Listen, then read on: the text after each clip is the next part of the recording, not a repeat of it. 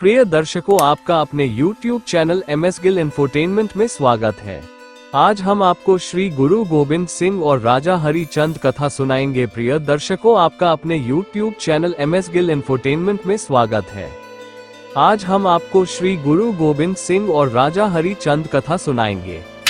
राजा हरिचंद उन 22 पहाड़ी राजाओं में से एक थे जिन्होंने एक बार दावा किया था कि अगर कभी युद्ध के मैदान में गुरु गोबिंद सिंह जी से उनका आमना सामना हुआ तो उनका एक ही बाण उन्हें मार डालने के लिए काफी होगा।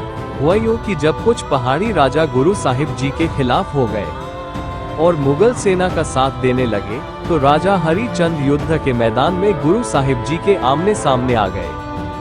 घोर युद्ध में गुरु साहिब जी ने उन्हें ऊंची आवाज में पुकारा, हरिचंद, मैं यहाँ हूँ, हो सके तो मुझे मार डालो, बाद में तुम्हें पछताना पड़ सकता है कि गोविंद सिंह ने मुझे अपनी धनुर्विद्या परखने का मौका नहीं दिया। ये सुनकर हरिचंद ने जोर से अपना बाण खींचा और पूरी ताकत से गुरु साहिब जी पर बाण चलाया।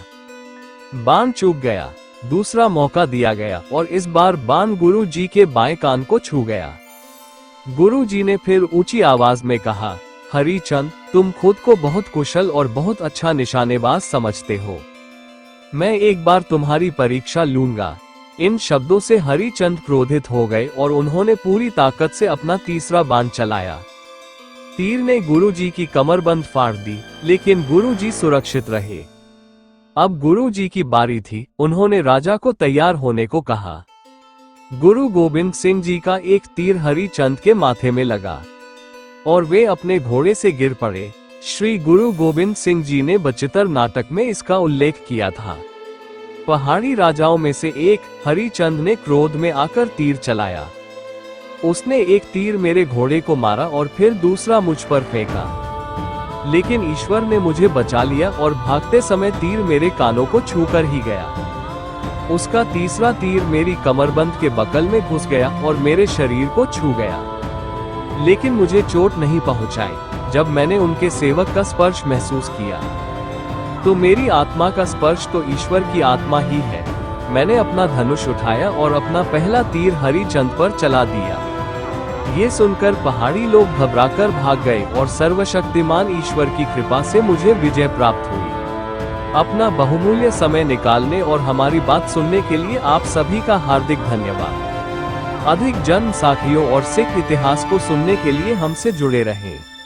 वाहेगुरु जी दा खालसा, श्री वाहेगुरु जी दी फतेह। राजा हरिचंद उन 22 पहाड़ी राजाओं में से एक थे जिन्होंने एक बार दावा किया था कि अगर कभी युद्ध के मैदान में गुरु गोबिंद सिंह जी से उनका आमना सामना हुआ तो उनका एक ही बाण उन्हें मार डालने के लिए काफी होगा।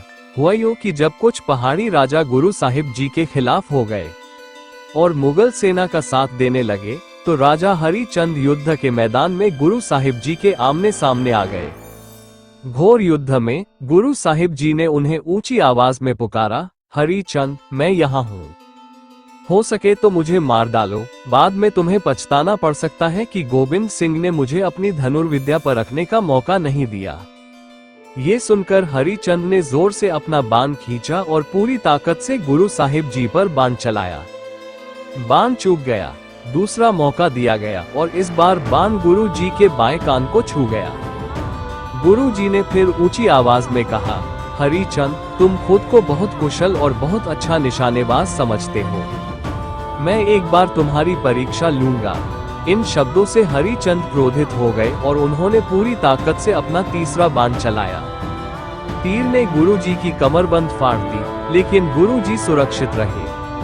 अब गुरु जी की बारी थी। उन्होंने राजा को तैयार होने को कहा। गुरु गोबिंद सिंह जी का एक तीर हरिचंद के माथे में लगा और वे अपने घोड़े से गिर पड़े।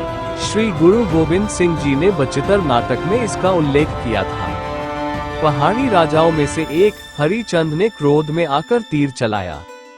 उसने एक तीर मेरे घोड़े को मारा और फिर दूसरा मुझ पर फेंका, लेकिन ईश्वर ने मुझे बचा लिया और भागते समय तीर मेरे कानों को छूकर ही गया।